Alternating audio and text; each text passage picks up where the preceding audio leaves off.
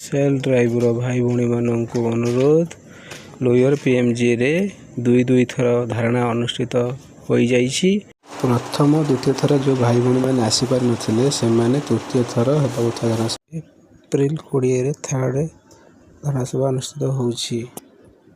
वर्तमान तृतीय थर एक धारणा सभा अनुष्ठित होबाक जाउछि जो कि बहुत मात्रा रे भाई भौणी माने जोग देबाकू अनुरोध करा जाउछि। यही धारणा अनिर्दिष्ट काल रहिबा पर्यंत पोस्ट न आसिया पर्यंत अनिर्दिष्ट काल रहिबार संभावना अधिक अछि। खरा को दृष्टि रखी पिला मानकू लेंबू शरबत पानी प्रोवाइड कराइदिला ता सहित गोटे बेले पिला मानकू भोजन मध्य प्रदान करा जायथिला। आपण मानकू अनुरोध तृतीय स्ट्राइक रे आपण माने योगदान करंतु एवं गोटे पोस्ट निज नाम रे करि नियंतु।